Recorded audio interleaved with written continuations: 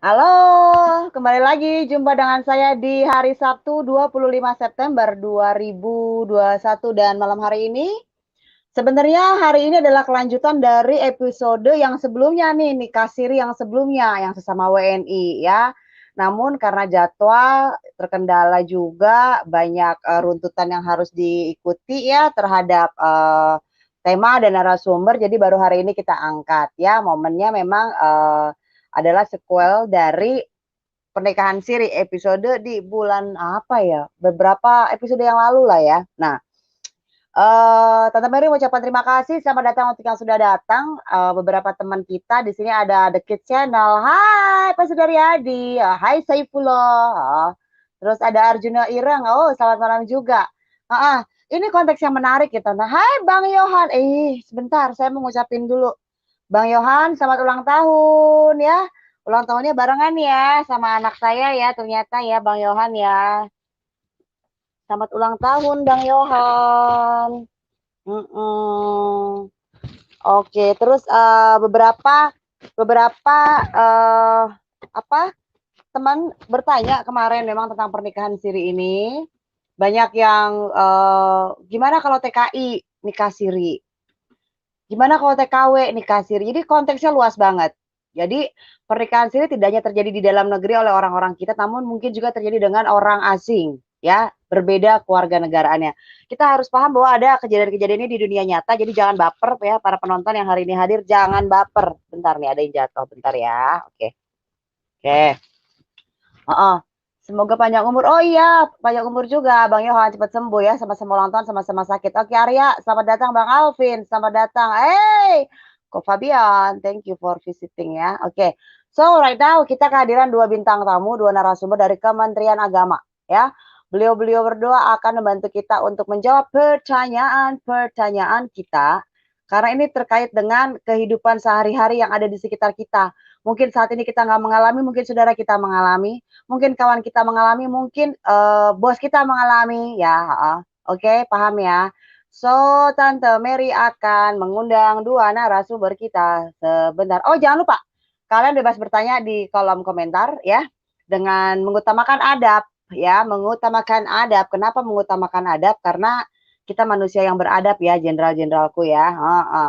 Jadi malu sama jempol lah ya, oke? Oke, dan inilah beliau berdua. Halo Pak Abdul Latif dan Pak Adi Halo, Nugroho.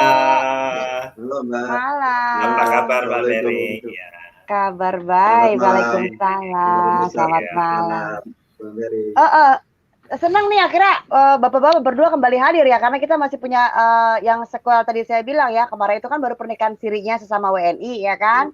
Nah, Ya, sekarang betul. kita membahas pernikahan siri dengan berbeda keluarga negaraan, berarti dengan WNA. Nah, ini bisa terjadi kalau dari hemat saya adalah seperti teman-teman kita, sudah kita para tenaga kerja migran ya, yang di luar negeri kan. Ya kan, ketemu orang Betul. asing, kemudian nikah siri gitu. Nah, so kita nampaknya harus segera memulai, bapak-bapak. Tertarik sekali saya dengan pengertian dari perkawinan tercatat dan tidak tercatat ini, Pak. Kumaha, ayo siapa yang mau mulai duluan? Oke, saya dulu Pak Di ya. Iya, siap. Oke, Ya, oke. sip. Jangan sweet, Pak. Baik. Jangan sweet. Siap, Beri. Silakan. Baik, Beri. Selamat malam para pemirsa pecinta Mbak Meri. Dan lagi Indonesia akan menjelaskan terkait dasar perkawinan. Dasar perkawinan adalah ikatan lahir batin antara seorang pria dan seorang wanita sebagai suami istri dengan tujuan membentuk keluarga rumah tangga yang bahagia dan kekal berdasarkan ketuhanan yang esa sesuai dengan pasal 1 Undang-Undang Nomor 1 Tahun 1974 tentang perubahan 16 Suaranya kurang tahun. besar, Pak. Boleh dibesarin dikit, Oh, Pak Abdul Latif? ya baik. Baik. Kawinan adalah ikatan lahir batin antara seorang pria dan seorang wanita sebagai suami istri dengan tujuan membentuk keluarga rumah tangga yang bahagia dan kekal berdasarkan ketuhanan yang Maha Esa. Hal ini sesuai dengan ketentuan pasal 1 Undang-Undang Nomor 1 Tahun 1944 tentang perubahan Undang-Undang Nomor 16 Tahun 2019 tentang perkawinan. Nah, pencatatan perkawinan adalah pendataan administrasi perkawinan yang ditangani oleh petugas pencatat perkawinan, disebutnya PPN, dengan tujuan untuk menciptakan ketertiban hukum. Perkawinan yang sah berdasarkan ketentuan peraturan perundangan wajib dilaporkan oleh penduduk kepada instansi pelaksana di tempat terjadinya peristiwa perkawinan. Nah, pencatatan perkawinan diatur dalam pasal 2 ayat 2 Undang-Undang Perkawinan yang menyatakan bahwa tiap-tiap perkawinan dicatat menurut peraturan perundangan berlaku. Pencatatan nikah diatur dalam pasal 1 ayat 1 Undang-Undang Nomor 22 Tahun 2006 yang menyatakan bahwa nikah yang dilakukan menurut agama Islam selanjutnya disebut nikah. Diawasi oleh pegawai pencatat nikah yang diangkat oleh Menteri Agama atau pegawai yang ditunjuk olehnya. Talak dan rujuk yang dilakukan menurut agama Islam selanjutnya disebut talak dan rujuk. Nah, diberitahukan kepada pegawai pencatat nikah. Selanjutnya, pencatatan perkawinan diatur dalam pasal 2 Peraturan Pemerintah Nomor 9 Tahun 1976 yang menyatakan bahwa bagi yang beragama Islam pencatatannya oleh pegawai pencatat nikah sebagaimana dimaksud dalam Undang-Undang Nomor 32 Tahun 1994 tentang pencatat nikah, talak dan rujuk. Nah, bagi mereka yang bukan Islam, pencatat nikah dilakukan oleh pegawai pencatat perkawinan pada kantor pencatat. Itu yang disebut dengan pencatatan nikah, Mbak Mary. Pencatatan nikah. Baik. Pencatatan nikah ya. Ini tadi kita kan baru bahas dari tentang perkawinan tercatat dan tidak tercatat ya. Artinya resmi dengan siri ya. Nah, sekarang kita mau masuk ke tentang perkawinan percampuran ya nih. Perkawinan campurannya pengertiannya seperti apa Pak menurut Undang-Undang Nomor 1 Tahun 74? Bolehkah dibantu perjelaskan? Dan sebelumnya Tante Mary mengucapkan selamat datang untuk yang baru hadir dan kalian yang mau bertanya silakan ketik di komen ya. Ya, silakan ketik di komen, nanti kita akan fasilitasi untuk dapat dijawab oleh dua narasumber kita dari Kementerian Agama. Ih, tadi saya lupa ya ngenalin ya. Ayo kumaha atuh Pak Abdul Latif, Pak Adi. Bapak-bapak kita dari Kementerian Agama ya teman-teman ya hari ini ya. Tapi memang edisi setiap hari Sabtu kita pacaran di sini malam Minggu sama rekan-rekan penyuluh dari seluruh instansi nih ya kan, waktu itu pernah BNN, terus Kemenkumham, terus Kemenak, sekarang Kemenak lagi ya. Semuanya dirotasi deh di tempatnya Tante Mary. Oke ya. Jadi teman-teman ada Pak Abdul Latif sama Pak Adi Nugroho. Oke, so kalian yang mau bertanya silakan ketik pertanyaan kalian. Oke Pak, sekarang siapa nih yang mau jawab tentang pengertian dari perkawinan campuran dulu menurut Undang-Undang Nomor 1 Tahun 74? Silakan Mas Latif lah itu. Oh, boleh gantian ya, sweet. Oh iya. Ya. Silakan Mas Latif. Kalau pengertian perkawinan campuran adalah perkawinan antara dua orang yang bisa tunduk pada hukum yang berlainan. Karena perbedaan kewarganegaraan. Boleh lebih besar suaranya, Pak? Oh iya, baik. Pengertian perkawinan campuran adalah perkawinan antara dua orang yang Indonesia tunduk pada hukum yang berlainan. Karena perbedaan kewarganegaraan dan salah satu pihak kewarganegaraan Indonesia berdasarkan ketentuan pasal 57 Undang-Undang Nomor 1 1994. Ini pengertian dari pernikahan campuran antara WNI dengan WNA terkait dengan pernikahan pencampuran. Itu Mbak Mary. Nah, ini sebentar Pak, kalau dilakukan di Indonesia ikut hukum Indonesia, tapi kalau dicatat, kalau nggak dicatat dia namakan siri, begitu kan? Betul, betul Mbak. Nah, kalau sekarang kalau tercatat, silakan. Kalau dia tidak tercatat, kalau dia tidak tercatat adalah tidak yang tidak terkait dengan adanya hukum negara, Mbak. Dianggap nikah di bawah tangan, nikah siri. Berarti tidak ada akta hukum ya, tidak ada akta hukum. Nah, betul. Ini teman-teman kita akan pelajari tentang apa akta hukum, apa dampak secara hukum, apa hak dan kewajiban. Nah, kalau nggak tercatat, kalau nggak resmi, berarti kita juga harus tahu resiko gitu ya, Bapak-bapak, begitu bukan maksudnya? Iya. Ya kalau akibat hukum tidak dicatatnya itu Mbak, yang pertama perkawin dianggap tidak sah. Kalau itu tercatat. Kedua, anak hanya mempunyai hubungan perdata dengan ibu dan keluarga ibu. anak dan ibu tidak berhak atas nafkah dan warisan. Berdampak pada fisiologis dan sosial anak. Jadi lemahnya ketahanan ekonomi keluarga. Sebentar, Itu Pak, maksudnya, sebentar. Itu kalau tidak tercatat, berarti si bapak tidak berkewajiban memberikan nafkah kepada istri betul. sirinya dan anaknya. Ya kalau terkait dengan dampaknya itu, dia maksudnya dia tidak, maaf Pak, mungkin salah penyampaian. Maaf. Mungkin kalau terkait dengan ini tetap diberikan nafkah Mbak, cuman tidak mempunyai hak dari hak warisannya terkait dengan warisan dengan hak untuk anak dan istri itu Mbak. Maksud saya, maaf tadi. Oh, hak warisan saja ya, tapi kalau nafkah kewajiban ya. Oke. Karena kan Pak, sorry to say ya Bapak-bapak, ini korelasinya adalah banyak sekali TKI kita, TKW, tenaga kerja migran yang mengalami hal serupa ya.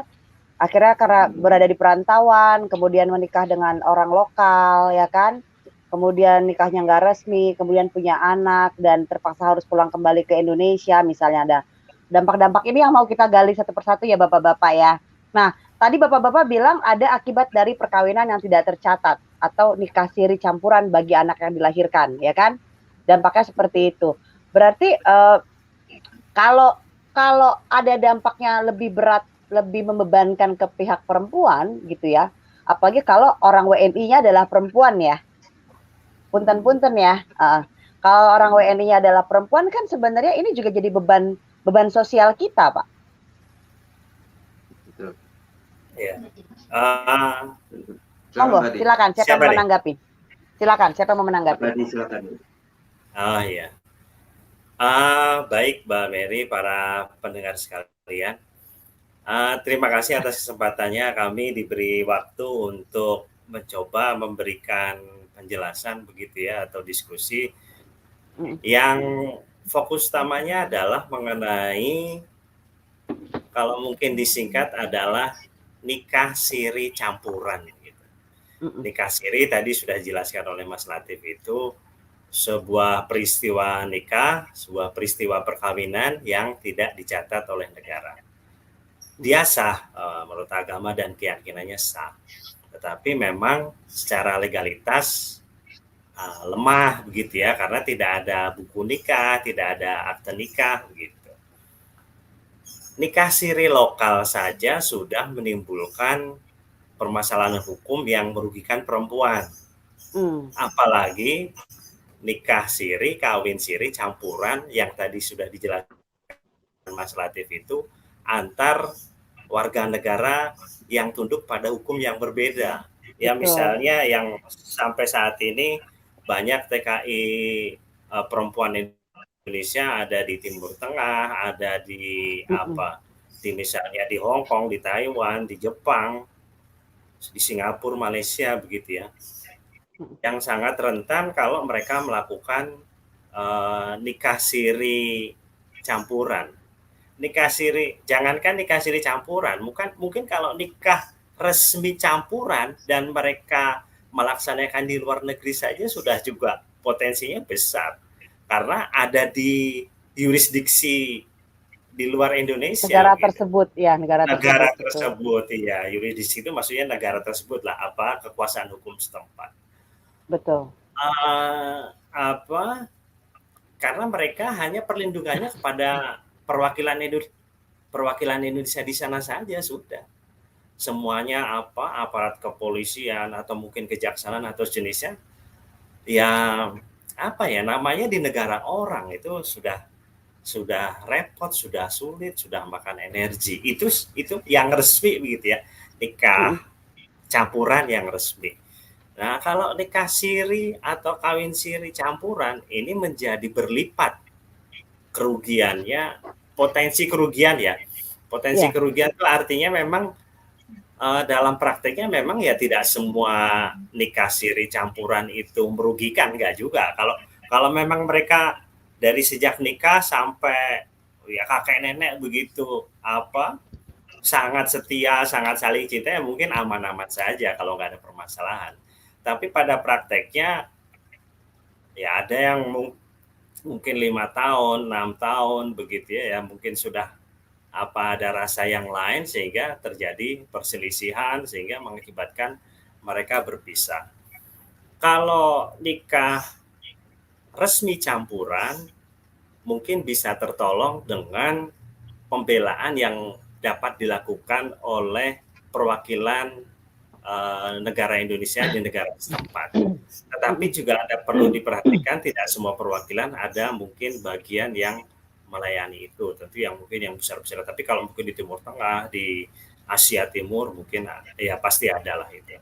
Tapi di negara-negara lain misalnya kan tidak jarang juga WNI perempuan Indonesia juga menikah misalnya dengan warga negara pria Afrika begitu kan, yang memang mungkin tidak lengkap apa unit kerja di kedutaan besarnya itu.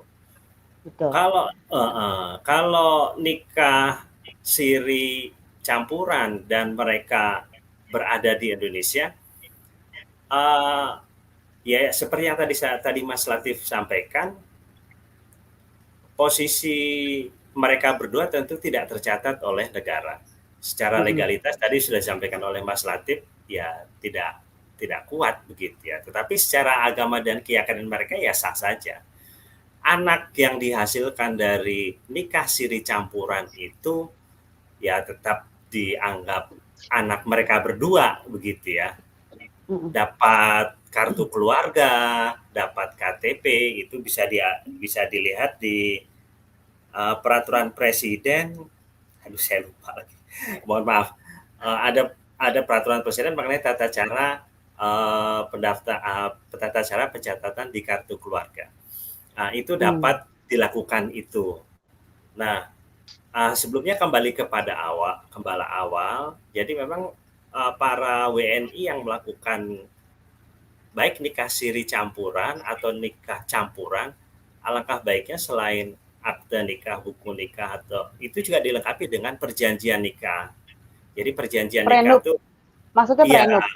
Iya, prenup begitu ya. Sehingga mungkin di perjanjian ya mungkin sebagian orang tidak terbiasa dengan perjanjian perkawinan, tapi di undang-undang perkawinan maupun di KU Kitab Undang-Undang Hukum Perdata itu diatur adanya perjanjian pernikahan yang dapat mengatur misalnya hak asuh anak nanti kalau mereka ya pokoknya hak asuh anak nantilah begitu ya sampai mereka dewasa, ada yang bisa sampai kalau di kompilasi hukum Islam itu bisa sampai umur 12 tahun.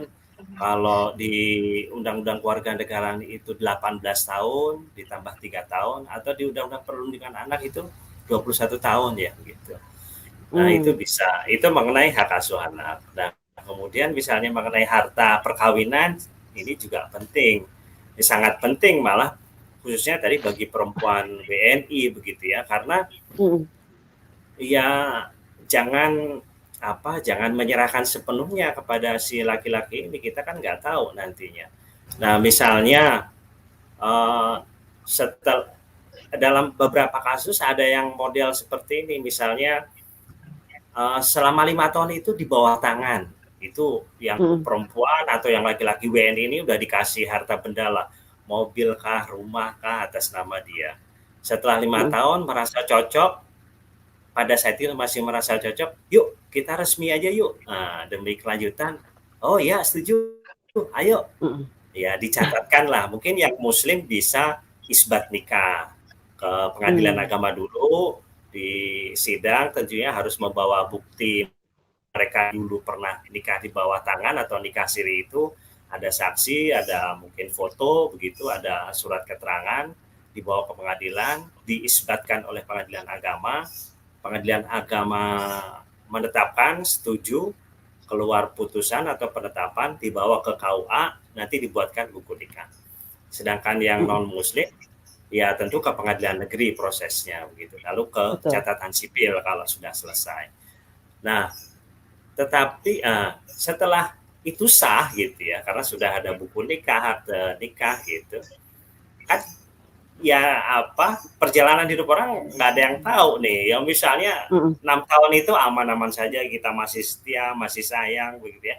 Di tahun ke-14 wah ada lirikan, ada godaan, sehingga Ya mungkin terpengaruh sehingga ya akhirnya ribut, perselisihan ringan, ya lama-lama karena sering akhirnya pisah, cerai begitu ya. Nah, kepada teman-teman yang seperti ini,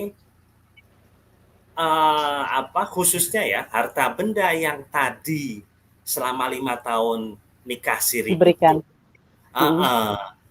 itu di dalam beberapa putusan pengadilan itu termasuk harta bawaan pasangan, baik katakan kalau kita ke WNI ya WNI itulah gitu. Jadi itu tidak dijadikan sebagai harta bersama, tidak. Nah, itu menjadi harta bawaan, bukan harta bersama ketika perkawinan. Nah, ini Karena diberikan sebelum nikah resmi. Karena iya, diberikannya sebelum nikah resmi. Iya, itu dianggap sebagai bawaan.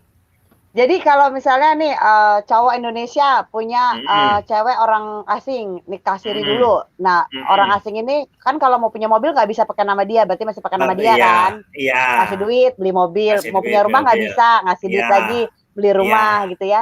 Oh, berarti oke, saya paham. Nah, dari abis itu habis 5 tahun dia nikah resmi, baru dimulai dari nol lagi argonya ya. Iya. Oke. Itu ada putusan pengadilan yang memutuskan seperti itu. Artinya itu bisa menjadi jurisprudensi. Ya memang pengetahuan seperti ini ya sulit juga ya bagi bagi WNI yang mungkin TKI yang mungkin pengetahuannya sosialisasinya nggak sampai ke mereka gitu.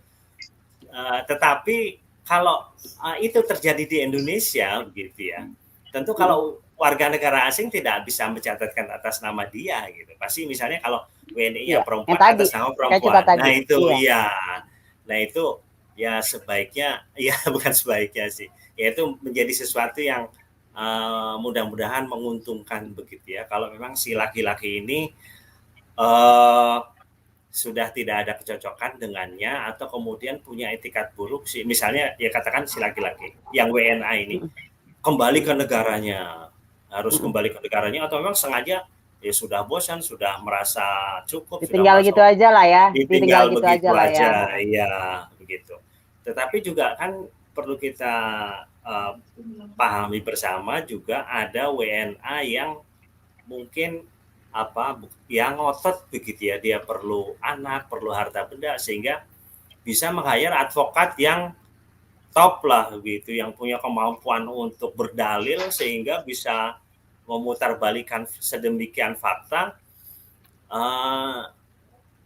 yang dapat merugikan si WNI ini.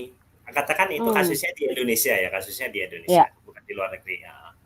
Misalnya dibuat sedemikian rupa harta benda sebelum nikah resminya itu sebetulnya atas nama dia. Nah itu harus hati-hati juga ini. Saya juga nggak tahu nih bagaimana ini Bang Ati, karena memang ya ini sesuatu yang pasti ada lah di masyarakat kita. Dan, masalah-masalah ini ada, makanya kita angkat. Iya, kita bukan kita tidak tahu, tetapi apakah para WNI ini memiliki kemauan atau kesadaran begitu mereka untuk menghubungi. Memang kalau di pengadilan itu ada pos bakum ya, pos bakum itu pos bantuan hukum yang bisa memberikan bantuan hukum cuma-cuma, atau ya memang harus diperluas juga sih, jangan di pengadilan saja, mungkin dalam rangka melindungi WNI yang melakukan khususnya nikah siri campuran di Indonesia ya. Ya, ada mungkin, Pak, ya. Punten Pak, ada BPHN kan punya di setiap Kanwil ada Kanwil. Ya di setiap Kanwil di BPHN pusat itu ada kantor untuk masyarakat Indonesia menggunakan konsultasi gratis ke sana. Iya, tetapi itu kan adanya di ibu kota provinsi, di jalan tertentu begitu ya. Apakah di level online juga udah ada, dengan nomor telepon call center yang saya tahu. Oh ya, mudah-mudahan yang jawab bukan mesin gitu ya. Enggak, orang-orang, teman-teman semua yang di grup kita itu Pak, mereka semua itu. Malah bisa diberdayakan begini Bu, mungkin perlu nota kesepahaman gitu ya dengan Kementerian Agama. Karena Kementerian Agama itu sampai kecamatan, KUA. di kabupaten kota ada kantor Kementerian Agama kabupaten A, kota A gitu. Malah Kemenak ini lebih ke bawah gitu daripada Kementerian Hukum dan HAM. Mereka itu sepertinya hanya ada di tingkat provinsi, tapi walaupun ada di lapas itu kan bagian dari mereka juga ya, rutan itu. Tapi mungkin fungsinya nggak seperti itu. Tapi kalau mau juga meng-hire Kementerian Agama, bagus juga, nggak apa-apa. Malah kan sebaran WNI yang nikah campur ini di seluruh Indonesia ya, apalagi penanaman modal asing ya, seperti kita ketahui banyak WNA yang masuk ke Indonesia. Saya pernah ke Sulawesi Tenggara juga, potensi itu ada, walaupun kenyataannya saya belum tahu ada berita atau enggak. Apalagi di Papua ya itu, iya Bu, seperti itu. Jadi memang maaf teman-teman, ini kita fokus ke nikah siri ya, bukan nikah resmi ya. Nikah siri beda warga negara ya teman-teman. Kalau nikah sirinya saja, nikah resmi udah pernah kita bawain belum sih? Lupa, kayaknya baru nikah siri doang deh. Nanti. Karena pernikahan tuh ada dua, Tante Mary ulang, nikah resmi sama nikah tercatat dan tidak tercatat. Nah, dua-duanya ini adalah sesuatu yang berbeda yang kita harus kupas. Jadi hari ini khusus nikah siri tapi beda warga negara ya. Contoh ada bule datang ke Indonesia, ketemu sama misal tour guide, kemudian akhirnya nikah siri gitu kan. Nggak tercatat. Nah, ini kita bahas-bahas seperti ini, atau TKI, teman-teman kita saudara-saudara kita TKI atau TKW di luar negeri yang mengalami kondisi serupa. Nah, ini terkait pertanyaan yang saya pin, bagaimana tentang perkawinan antara WNA yang tinggal di Indonesia, Pak? Apakah ada hukum yang memfasilitasi pernikahan tersebut? Kalau konteksnya siri, kayak tadi disampaikan ya, tidak ada, karena tidak tercatat, jadi tidak punya kekuatan hukum ya Pak ya? Iya. Lanjut dulu nih Pak, beberapa pertanyaan dulu nih Pak, kayaknya pada penasaran nih. Bagaimana dengan warga negara asing yang melakukan perkawinan semu? Semu ini kontrak atau apa maksudnya Kakak Sinta? Sebagai kedok atau modus untuk mendapatkan status atau dokumen keimigrasian di Indonesia atau ingin menjadi WNI melalui perkawinan semu. Definisi semu apa? Kalau perkawinannya tercatat, dia bisa dapetin kitas, setahu Tante Mary, ya kan? Tapi kalau nggak tercatat, dia mesti dapetin kayak rekomendasi dari kantor bahwa dia kerja di situ. Tapi kalau nikah siri makanya nggak ada dokumen yang bisa dijadiin pegangan ya Pak ya? Iya. Jadi ini nikah resmi yang ditanya ini bukan semu, itu maksudnya cuman kontrak kali ya gitu ya, kontrak kali ya, jangka waktu tertentu biar dia kerja di Indonesia kitasnya lancar men. Biasanya begitu. Ya bentar ya bapak-bapak ya. Silakan gimana? Lanjutin Pak. Iya. Ya pokoknya intinya Mbak, bahwa perkawinan yang tidak tercatat itu adalah perkawinan yang tidak resmi saja Mbak, maupun pernikahan antara WNI dengan WNI. Suaranya jauh Pak, suara Bapak jauh Pak, Bapak suara kecil sekali. Kecil Mbak, begini Mbak, maksud saya pernikahan siri itu tidak, dalam arti tidak tercatat, tidak resmi. Apapun yang dilakukan oleh WNI dengan WNI, apapun dengan WNA dengan WNI, karena tidak tercatat oleh negara, tapi dia tercatat oleh diakui oleh agama, tapi dia tidak diakui oleh negara. Jadi sebenarnya yang tidak tercatat itu dia tidak diakui oleh negara, itu aja ini. Ya, intinya itu ya. Jadi kalau nanya nikah siri sama nikah kontrak sama apa nggak, tergantung. Nikah kontrak tapi resmi, janjian buat 3 tahun habis itu cerai ya tetap aja hitungannya resmi. Ya, Arjuno ya. Iya. Gitu. Oke. Nah, saya mau nanya lebih dalam nih Pak, lebih dalam terhadap ini.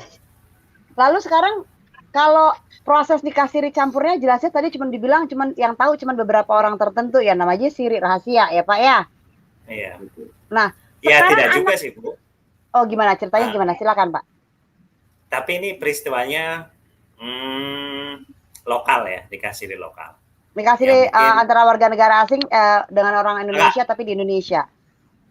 Bukan. Maksudnya nikah siri itu tidak mesti tertutup banget, enggak. Ya terbuka juga atau terekspos juga ada sih. Misalnya yang terkait ya memang yang si laki-laki ini udah almarhum ya. Yang perempuan mungkin kita kenal Caca siapa? Caca yang dari Sulawesi Selatan tuh Mas Latif tuh. Macica. Nggak kenal. Macica Mohtar. Oh, ya itu kan lokal sama lokal Pak. Pertanyaan saya kalau lokal sama asing Pak. Oh ya nggak ada. Ya oke lah, nikah Nggak siri booming lah, nggak ada yang campuran, viral lah ya. iya nggak ada yang viral. Oke, Ah, sebentar. Ada pertanyaan tadi yang saya mau tanyakan adalah gini, Pak. Anak ini loh, Pak. Misalnya hmm, orang Indonesianya laki-laki, kemudian orang asingnya bule, kemudian punya anak. Status anaknya gimana, Pak? Karena kan oh, kalau tadi kita bahas ya, kalau nikah siri yang sesama Indonesia, ya. Kalau dulu itu kan anak itu mempunyai ikatan hukumnya kepada ibu ya. Tapi kan semenjak Masih Muchtar menggolkan sebuah perubahan itu ya, akhirnya iya, bapak pun juga. Nah sekarang bapak pertanyaan saya biologis. jika sekarang jika anaknya ini istrinya ini adalah orang asingnya gitu loh. Nah anak ini gimana? Iya, apabila ya itu posisinya misalnya di Indonesia begitu ya. Ya di Uh, Indonesia misalnya. Undang-undang kewarganegaraan yang baru, Undang-Undang 12 2006, itu kan mengatur hak asuh anak sampai umur 18 tahun yang Mm-mm. diberikan kepada memang ibunya gitu. Yang kemudian sampai diperpanjang 3 tahun untuk anak dapat kemudian menentukan dia ingin ikut bapaknya atau ibunya begitu. Mm-mm. Uh, Ya inilah pentingnya tadi perjanjian perkawinan di awal begitu ya. Tetapi kalau memang tidak sempat dibuat ya tentu tunduk kepada Undang-Undang Kewarganegaraan itu, Undang-Undang 12 2006 yang tentunya nanti harus melalui penetapan pengadilan untuk memutuskan si anak ini mengikuti ayahnya atau ibunya gitu. Itu. Bagaimana dengan warga negara, Pak? Bagaimana dengan warga negara anak tersebut ketika dia lahir di Indonesia, jika bapaknya orang Indonesia? Di dalam di dalam Undang-Undang Kewarganegaraan itu, Undang-Undang 12 2006 itu Mm. ada asas yang katakan itu namanya asas kewarganegaraan ganda terbatas begitu ya. Ya itu tadi, Ganda terbatas. dia memang dapat memilih dua-duanya begitu ya sampai usia 18 tahun. Yang Hmm. kemudian dia harus menentukan mau ikut bapaknya atau ibunya gitu. Tetapi memang harus melalui penetapan pengadilan begitu untuk memutuskan Hmm. itu gitu. Itu saja sih Bu. Atau Mas Latif Oh, mau menambahkan? silakan, Mas Latif. Ya, pertanyaannya tadi kan terkait Agak keras dengan boleh, Mas Latif, status, suaranya. ya, Nah, baik, terkait dengan status anak ya, Mbak. iya betul, Maksudnya status kalau anak. terkait dengan status anak, kalau dia hasil dari siri, misalnya itu, nah itu kan dia kalau mengacu dia hampir sama dengan mengacu kepada pasal 43 ayat 1 hubungan keperdataan kepada ibu terkait dengan status anaknya dia karena lahirnya tanpa ada perjanjian itu tersebut. Kedua, kalau dia ada perjanjian legal, nah itu bisa dikatakan dia bisa memiliki ayahnya. Itu enggak. Kalau secara ini kesepakatan mereka berdua terkait dengan terhadap nikah siri itu. Ini pernah juga terjadi, Mbak, pernah diuji materi oleh Mahkamah Agung, Boleh lebih Mahkamah kencang Konstitusi. suaranya, Pak. Bapak suaranya Iya, makin lama makin turun. bagi turun ya. Baik, Iya, silakan. Mbak. Jadi kedudukan anak ini telah diuji materi di Mahkamah Konstitusi, Pak, yang diajukan oleh Ira Kartini Nata Praja. Amal perkara nomor 80 garing PU garing 16 kan 2016. Dalam pertimbangannya di Mahkamah itu di angka 4 menyatakan bahwa keberadaan pasal 1 Undang-Undang 12 tahun 2016 khususnya prasa mendaftarkan diri kepada Menteri Pejabat Perwakilan Republik Indonesia paling lambat 4 tahun setelah diundangkan. Nah di situ dari hasil itu kenapa dia harus melaporkan kepada Menteri terkait dengan perkawinan. Misalnya setelah diundangkan dia itu harus mendaftarkan sebelum terbitnya tahun Undang-Undang Nomor 12 tahun 2016. Tapi kalau dia tidak mendaftarkan, maka dia harus ikut gitu namanya perkawinan di pasal 8 itu Undang-Undang Nomor 12 tahun 2016. Jadi gugatan ini pun di keberatan ini ditolak oleh Mahkamah Konstitusi karena dia melakukan pernikahan siri, tapi status anaknya udah 14 tahun, lalu dia karena terkait terbentur dengan dia harus ada izin kitas terhadap anak tersebut. Iya. Gitu, Mbak. Betul. Jadi Iya, terkait dengan itu.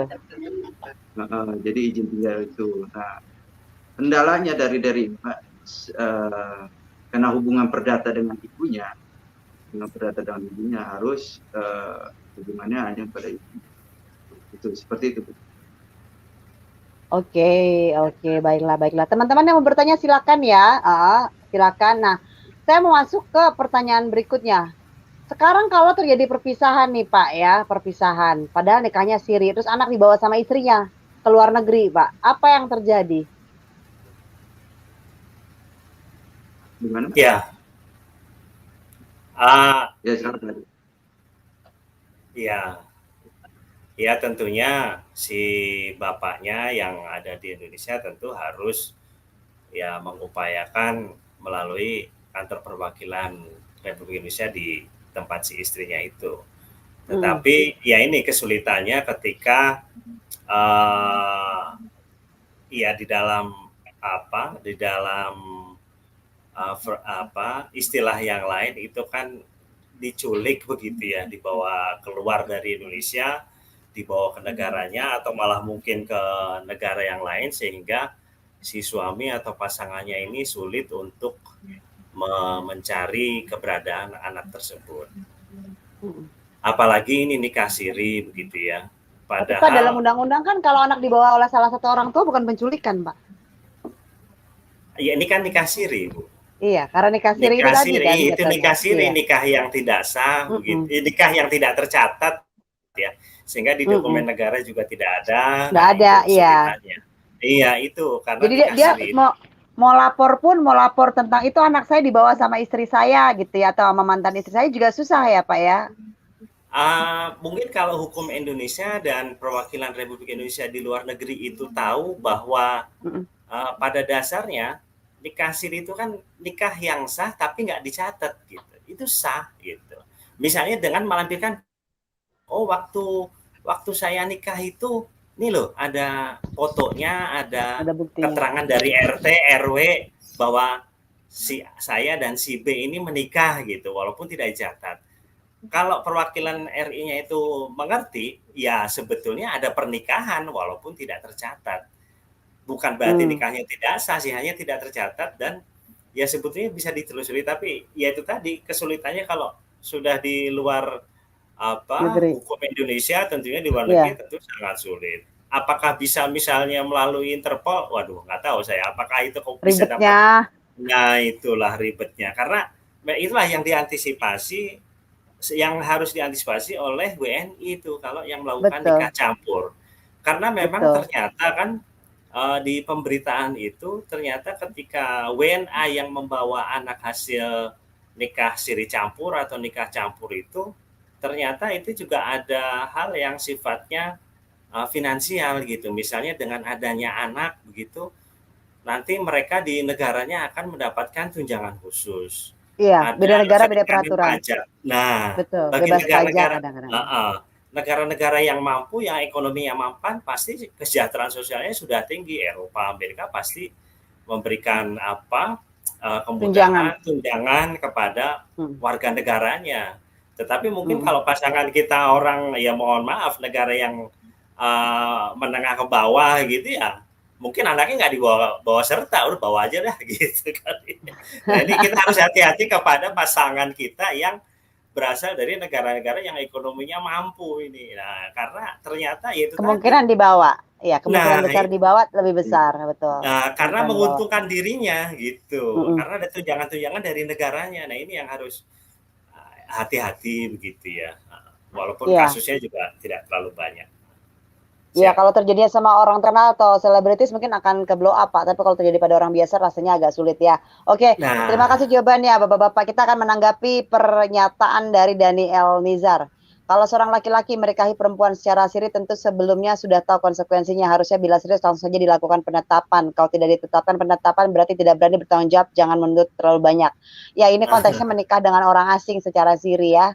iya, Kecuali iya, bila si istri mungkin tidak layak atau tidak cakap, coba urus saja di pengadilan barangkali ada solusi. Iya kan harus diisbatkan dulu tadi ya Pak ya, isbatkan iya, dulu Betul. iya, supaya ada ketetapan hukumnya, ada dasarnya, baru bisa apa untuk menguatkan lagi status anaknya itu gitu kan, yang yang dibawa Betul. pergi ini gitu ya. Karena iya, memang eh, kadang-kadang teman-teman kita mencari kemudahan di awal, tapi kita nggak ingat bahwa di belakangnya lebih ribet ya Pak ya.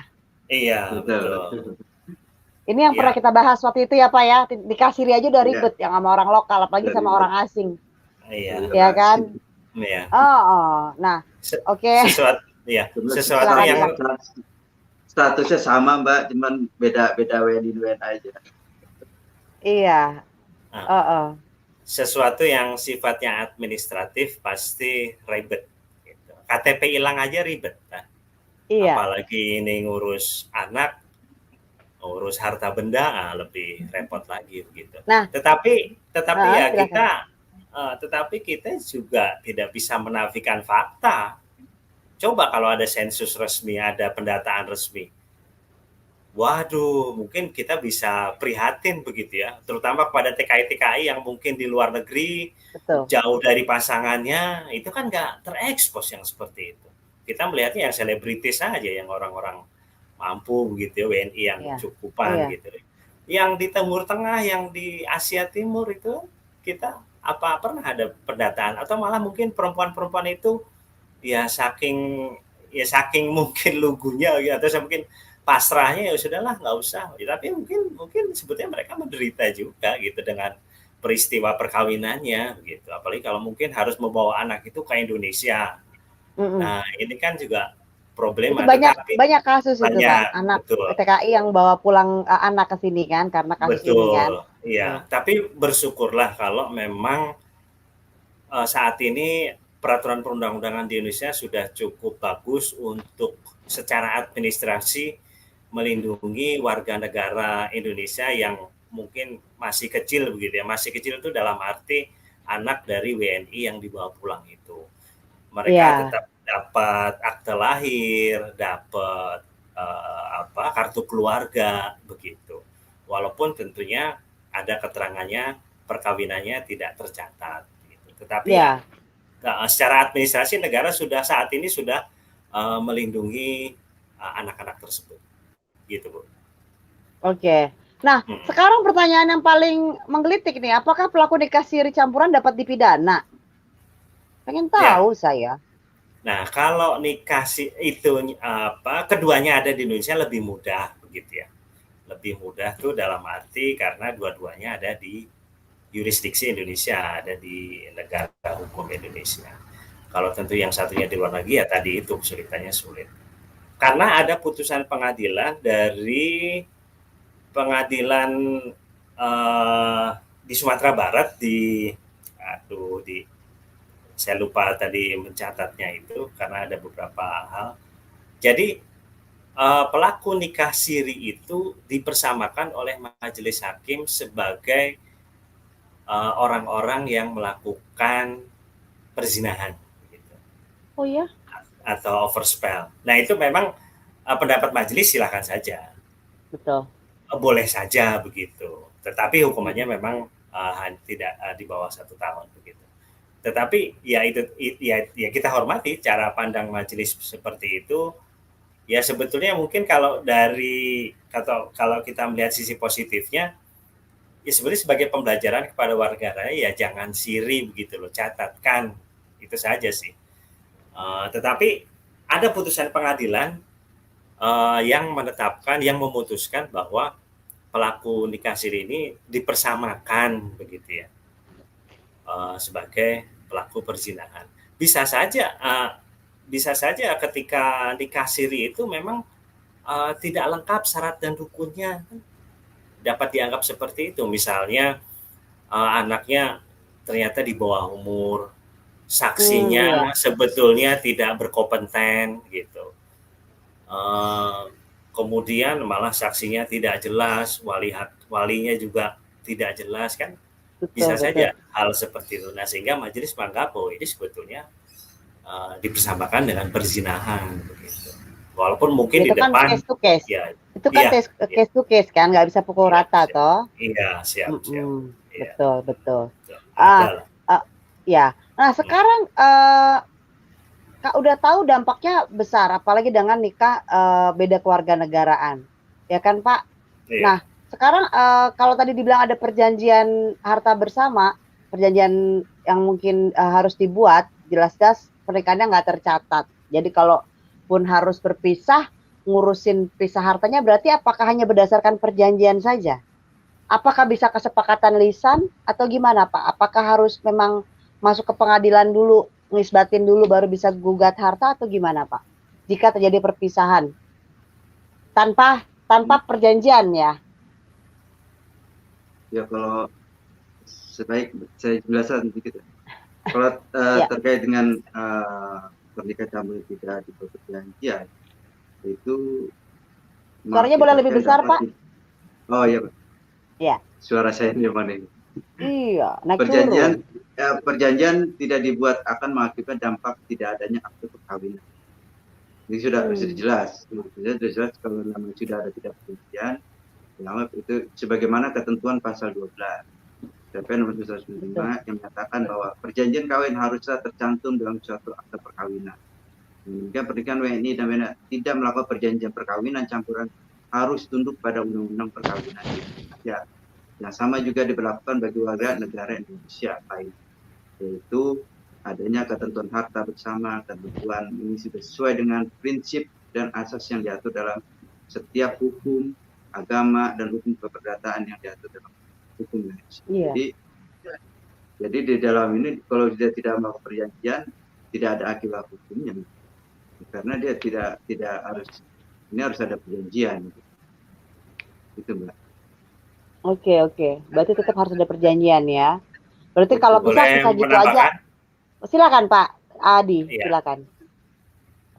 Perjanjian itu kan dapat. Jadi tidak ada perjanjian pun nggak apa-apa sebetulnya. Nah, sekarang bagaimana kalau kenyataannya itu tidak ada perjanjian tuh? Iya. Apalagi nikah siri, asal sayang, asal cinta, kawin yuk, ayo. Memang idealnya secara rasional ya ada perjanjian agar jelas. Tetapi kan ketika cinta berbicara kan, wah, pokoknya kita sehidup semati. Dunia serasa milik berdua. Nah, Kayak tadi saya bilang, gampang di depan, belakangnya dia nggak pikirin, ya kan? Iya, ini wajah saya gelap banget ini ya. Iya dari tadi Pak. Oh, gitu. Coba sebentar dinyalain. Tapi Pak Adi ini ceritanya lucu ya. Pak Adi kalau menceritakan sebuah kasus kayaknya lucu sekali di Pak Adi. Banyak cerita kayaknya di belakang layar. Enggak. Saya nggak ada cerita sebetulnya itu. Nggak ada cerita tapi terima konsulan, cerita dari terima konsulan. Iya. Nah, bagaimana tapi bisa kalau misalnya tidak ada perjanjian, ya tentunya si pasangan ini coba mengumpulkan keterangan tuh tadi dari saksi, bukti-bukti begitu ya, saksi yang misalnya surat keterangan dari saksi yang menyaksikan, oh ya bahwa harta itu dulu udah dikasih gitu loh, bahwa sudah diberikan, saya mendengar, saya melihat juga tuh mobil itu, tanah itu, kontrakan itu gitu. Oh gitu. Mudah-mudahan ya minimal itu di bawah materai lah. Kemudian si orang yang menyaksikan itu misalnya nanti dibawa ke acara mediasi atau pengadilan mau bersaksi gitu ya. Pertama mediasi dulu lah, kan nggak mesti harus ke pengadilan. Kan dulu kamu sudah menyerahkan ke saya, nih saksinya nih si B gitu kan. Oh iya nih, nah si C, yang mudah-mudahan lebih dari satu gitu. Nah, itu bisa memperkuat si pasangan ini untuk meyakinkan bahwa harta benda ini sudah diserahkan ke saya gitu. Kalau ada perjanjian bagus, tapi kalau nggak ada caranya ya seperti itu, mengumpulkan bukti-bukti lain yang dapat disetarakan sebagai bukti yang cukup kuat gitu, Bu. Itu saja, Yang Bu. menarik di dalam undang-undang pernikahan kan kalau pernikahan dicatat secara resmi berarti hutang suami adalah hutang istri. Nah, jika pernikahan tidak dicatat seperti pernikahan siri apalagi dengan orang asing kemudian terjadi hutang piutang, ini gimana, Pak? Harta bersamanya kan susah banget untuk ditelusuri ya karena nggak ada pernikahan. Jadi untuk paham ya maksud saya ya? Ketika ada hutang, nah apa nih yang terjadi? Kalau ngomongin harta sih enak, Pak. Harta enak, ya kan? Nah, kalau ngomongin utang gimana?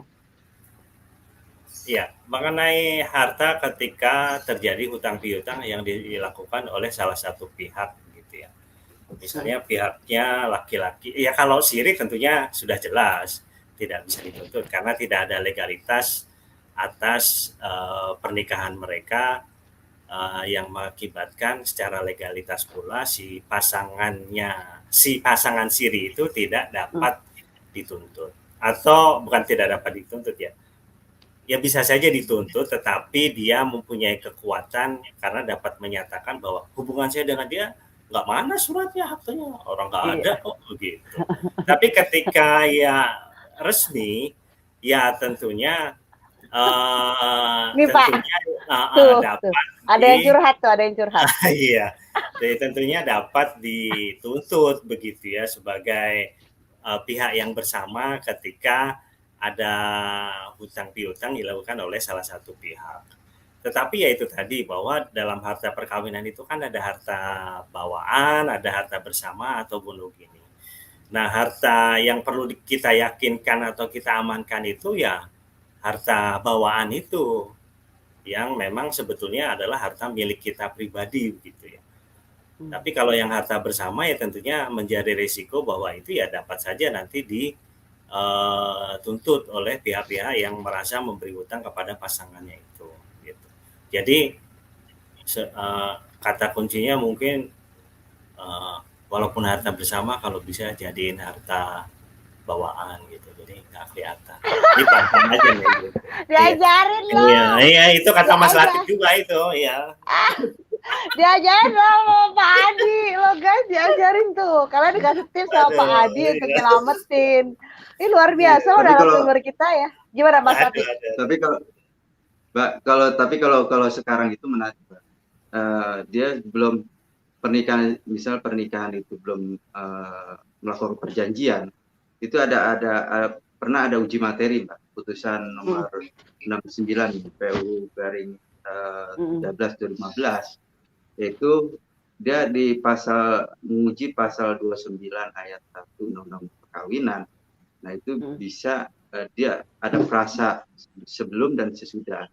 Nah, di sini menurut Mahkamah Konstitusi sebelum dibuat harus bisa dilakukan perjanjian sepanjang dia ada bukti secara otentik.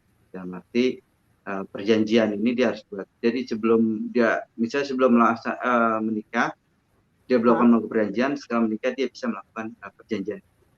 Itu putusan MK yang tahun 2015. Oke. Gitu. Baik. Terima kasih Pak Latif. Nah, ini ada pertanyaan dari Abah TTC. Hai Abah, terima kasih ya. Numpang tanya Pak Asya, Pak. Oke. Kalau dalam nikah siri syarat rukunnya lengkap, usianya sudah cukup umur, saksinya juga kompeten, apakah pengadilan tetap memutuskan kalau nikah siri tetap dalam keputusan zina? Oh, ini terkait yang kasus tadi, Pak. Kasus yang tadi Bapak. Jadi yang case to case, silakan dijelaskan, Pak. Mungkin bantu dicerahkan biar pemahamannya dapat yang utuh, bukan terpotong-potong. Monggo. Iya, ya tentunya kalau nikah siri yang syarat rukunnya lengkap, ya tentu pengadilan tidak akan menemukan tindak pidana yang dilakukan, tindak pidana perzinahan yang dilakukan begitu. Tetapi kalau yang di Sumatera Barat itu di Pengadilan Tinggi Agam ya itu kalau nggak salah, Pengadilan Negeri Agama. Negeri apa agama? Pengadilan Negeri, Bu. Oh, negeri, oke. Pengadilan Negeri, ya itu tadi bahwa di dalam syarat dan rukunnya itu ada yang tidak mencukupi begitu ya, tidak lengkap. Saksinya mungkin satu, kemudian saksinya itu uh, tidak kompeten, misalnya buta huruf kah, atau mungkin mempunyai kekurangan begitu ya, atau sebetulnya saksi itu diada-adakan, karena pada dasarnya nikah siri yang mereka lakukan itu ya memang sebetulnya dalam rangka menutupi sesuatu begitu ya, sehingga tidak lengkap. Atau mungkin pasangannya di bawah umur itu, misalnya si wanita di bawah 16 tahun begitu ya kalau di undang-undang perkawinan. Nah, itu bisa saja dianggap tidak mencukupi syarat dan rukun sebuah pernikahan atau perkawinan begitu. Tapi ya kalau lengkap semua, tentu majelis hakim tidak akan memutus bahwa itu pelaku nikah siri itu sebagai atau dipersamakan dengan tindak pidana perzinahan. Itu, Bu. Oh, oke. Itu ya, Abah ya. Berarti tadi cuma case to case ya, Bah. Artinya case to case. Tidak semuanya seperti itu. Itu cuma contoh kasus yang terjadi pada saat itu di daerah Padang, Sumatera Barat ya.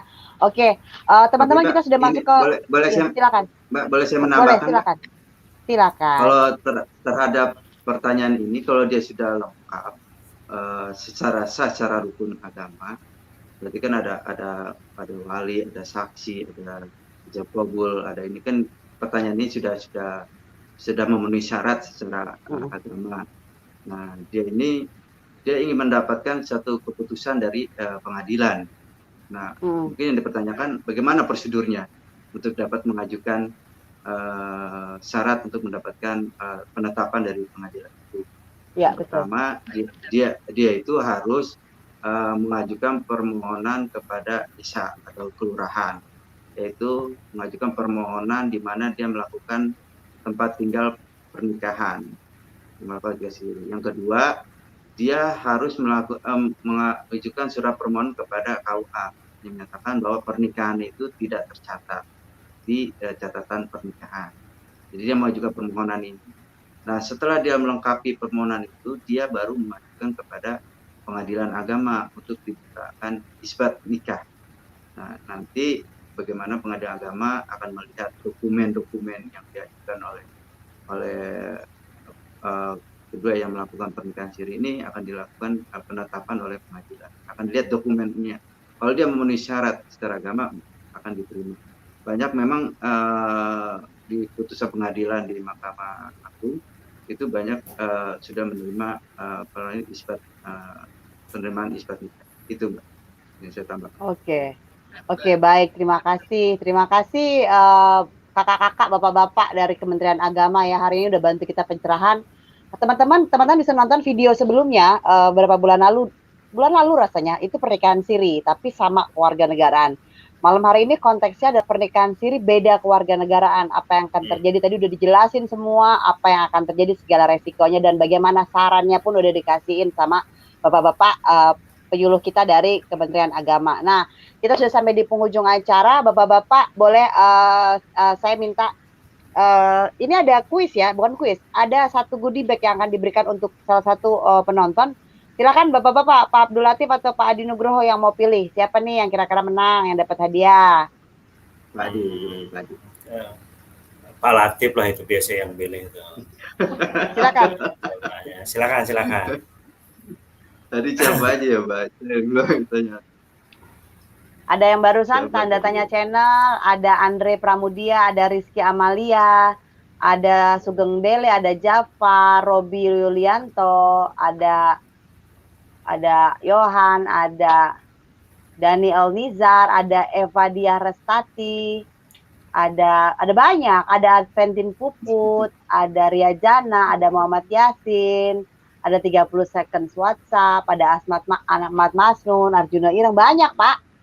Bingung saya. Banyak ya. Bisa juga bingung. Iya.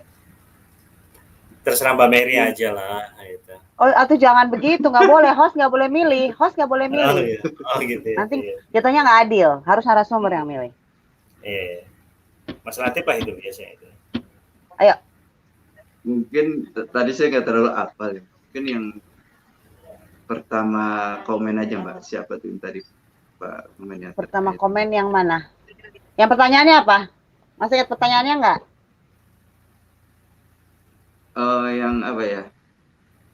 Yang bentar. Yang ini. Apa ya? Ini yang pertama.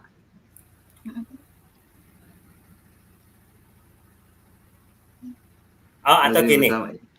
yang terkait Tadi aja, Pak. memang Tadi aja. bukan, yang terkait memang tema kita yaitu nikah siri campuran gitu. Itu saja.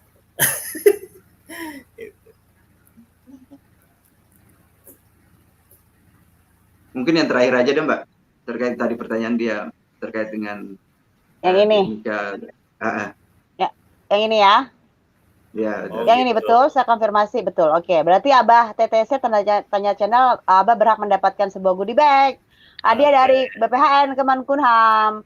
Segera japri alamat karena mereka yang akan kirim, bukan Tante Mary yang kirim. Oke, so before closing, silakan Pak Latif atau Pak Latif duluan deh closing statementnya. Silakan, monggo. Baik, terima kasih Mbak Mary, para pemirsa yang cinta YouTube Mbak Mary. Kami menyarankan lebih baik dihindari lah terkait dengan pernikahan ini karena dampaknya Suaranya sangat kecil, Pak. Iya. Baik, terima kasih Mbak Mary dan para pecinta channel Mbak Mary, semoga tetap cinta kepada channel Mbak Mary. Selama ini lebih baiklah kita untuk menghindari lah pernikahan siri ini karena sangat merugikan bagi kaum perempuan. Dampaknya ya sangat banyak lah, bukan hanya perempuan dan anak juga berakibat dari pernikahan ini. Lebih baiknya dilakukan dengan pernikahan itu dilakukan dengan dicatat oleh negara. Lebih aman, lebih ada perlindungan hukum, lebih ada kepastian hukum. Kalau pernikahan itu yang tidak tercatat oleh negara, itu tidak ada kepastian hukum bagi anak, bagi seorang ibu, orang perempuan lah ya. Otomatis biasanya secara diskriminatif ini orang perempuan yang tidak dapat akhirnya menanggung dari beban terhadap pernikahan siri ini, termasuk juga anak. Itu saya menyarankan agar supaya dihindari dari pernikahan siri tersebut. Terima kasih Mbak Mary. Ya, silakan. Terima kasih Pak Latif. Silakan Pak Adi. Oh ya, bagi yang sudah atau bagi yang masih melaksanakan nikah siri campur, silakan saja, atau negara kita juga bebas sih, nggak akan ditangkap polisi ya. Gitu. Jadi, tapi ngomong baik-baiklah sama pasangannya agar kiranya hubungan mereka tetap langgeng terus, tetap cinta sampai maut memisahkan. Sepanjang perjalanan menjelang maut tersebut, ya bicarakan baik-baik mengenai anak kita ini gimana sih ya nanti gitu. Kemudian harta bendanya gimana, ya mudah-mudahan di perjalanan itu ada kesepakatan-kesepakatan yang sama-sama menguntungkan gitu. Nah, tapi tetap dianjurkan juga seperti tadi sudah Mas Latif tadi sampaikan, bagaimana kalau kita catatkan saja gitu hubungan yang masih siri ini agar kita sama-sama mempunyai buku nikah atau akte nikah begitu ya, entah di KUA atau di catatan sipil begitu. Ya tentunya itu tidak proses yang berlanjut ya, tidak bisa seketika pasangannya mau, loh kita begini aja udah enak kok, kamu puas saya puas, ngapain gitu kan, udah seru enak ceritanya begini. Pak Adi kalau cerita seru. Itu bisa-bisanya saya aja itu, padahal nggak seru. Nah, kemudian ya ini sih ya tetap usahakan tercatat, tapi kalau tidak bisa ya kalau memang hubungan itu masih bisa dipertahankan ya silakan saja. Toh negara kita juga sudah memfasilitasi secara administrasi tuh mengenai anak ya. Anak dapat KTP, dapat KK begitu. Dan dokumen kependudukan lainnya, paspor kah begitu. Jadi nggak apa-apa, nggak ada buku nikah itu sebenarnya negara kita hebat sekali, nggak apa-apa begitu. Nah terkait harta benda ya itu tadi, ya kalau memang posisi pasangan Indonesia ini lemah begitu ya, ya jadikan itu nama pribadi begitu ya, sehingga tetap nanti tercatat sebagai atau terklasifikasi sebagai harta bawaan gitu. Jangan nanti setelah 10 tahun dapat dikasih kontrakan 1 miliar, lupa lagi nggak di catatkan nama dia. Ada juga seperti ini nih, nama misalnya perempuan nih, misalnya Siti, tapi karena si laki-lakinya WNA, dia ngerti juga, jangan dia doang nih, kasih garis miring tuh, Joko. Nah, Joko ini CS-nya si WNA tuh. Nah, begitu resmi setelah 10 tahun, di tahun ke-12 pisah. Nah, si WNA ini bisa koleksi Joko tuh, kok gugat tuh itu ambilin. namanya ada nama kamu juga tapi terbagi-bagi. Nah, tuh itu harus agak cerdas juga tuh ya, harus ngerti begitu ya. Tuh jadi dikasih tipsnya loh sama Pak Adi. Waduh. Jadi namanya sendiri aja gitu, misalnya Siti titik, nah, gitu. Jangan Siti garis miring Joko ini CS-nya sohibnya si Wena. Waduh, repot itu. Bisa nggak murni punya dia tuh kontrakan, bisa dibagi-bagi. Malah mungkin begitu dia bisa mengumpulkan bukti, ini pembangunannya dulu nih kwitansinya atas nama Joko semua. Nah, repot dah tuh. Repot itu. Oke. Wow. Kecuali menunjuk saya sebagai advokatnya mungkin kalah. Yeay, Pak Adi promo. Ya, iklan lewat. Oke. Iklan lewat. Oke, teman-teman, hari ini menarik banget ya. Kita jadi udah belajar yang kemarin adalah pernikahan siri yang WNI sama WNI, dan hari ini adalah pernikahan siri antar WNI dengan warga negara asing, di mana banyak ternyata konflik-konflik atau persiapan-persiapan atau resiko yang kita akan hadapi ke depannya, dan disarankan untuk tidak melakukan ini, namun lakukan secara resmi. Kenapa? Karena hak-hak kita dan anak dan pasangan kita dan atau mantan pasangan kita itu akan sangat jelas di mata hukum kalau kita memiliki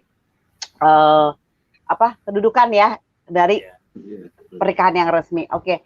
So teman-teman, Tante Mary mengucapkan terima kasih. Kita akan berjumpa. Monggo. Mohon maaf, agak penting juga nih Bu Mary nih. Iya, silakan. Kan sebaran nikah siri campuran nih bisa seluruh Indonesia loh. PMA itu ada di Sabang sampai Merauke nih, apalagi di Papua gitu. Ada Freeport, ada ini di Sulawesi ada perusahaan Cina yang heboh itu. Nah, kalau terjadi mungkin perselisihan atau permasalahan, mungkin ya, yang nggak mungkin lah mereka itu wilayah-wilayah luar Jawa itu ke ibu kota provinsi itu jauh sekali, repot. Jauh, gitu. betul. Padahal perusahaan itu adanya di kampung. Tapi ketika di kampung itu mungkin yang dekat KUA, yang dekat ada kantor Kementerian Agama, mudah-mudahan mereka bisa juga membantu gitu loh, solutif gitu terhadap permasalahan nikah siri campur yang terjadi ya atau yang menimpa si WNI ini. Gitu. Iya betul sepakat. Iya betul. Nah mudah-mudahan begitu ya, ketika mereka menghubungi KUA kecamatan atau kantor Kementerian Agama di kabupaten kota atau mungkin ada di Kumhamnya juga ada di kabupaten kota, mudah-mudahan bisa memberikan jalan keluar gitu. Oh, menghubungi ini gitu. Itu sih Bu. Iya, karena memang Kementerian Agama itu lebih luas. Jadi Satkernya itu malah ada 5.000, kalau KUA-nya ada 500-an itu. Siap. Iya tuh ya teman-teman, jadi datang aja ke KUA setempat ya untuk resmiin ya. Disarankan bukan resmiin, maksudnya konsultasi gitu loh. Oh, konsultasi ya, untuk konsultasi. Ya kalau mau berencana mendingan diresmiin, tapi kalau udah kejebak ya konsultasi lah ya. Ya Pak ya. Oke. Sepakat. So, teman-teman, Tante Mary mengucapkan terima kasih atas kehadirannya 1 jam bersama di sini, dan pantau tab community Tante Mary. Jadi besok ada apa segera kalian bisa lihat di sana kan, Tante Mary rajin postingnya di tab community untuk yang mau naik tayang. Oke. Terima kasih, selamat kepada Abah Tete Seno sudah dapat hadiah goodie bag, gift dari BPHN Kemenkumham, dan Bapak Abdul Latif, Bapak Adi Nugroho. Saya mau ucapkan terima kasih untuk malam ini. Ya, Semoga berkah ya hari ini Sama-sama. ilmunya buat teman-teman amin. Terima semua kasih. dan nggak kapok. Oke, Tante Mary ucapkan terima Siap. kasih teman-teman semua. Oke, Sama-sama. Ya, bye. bye.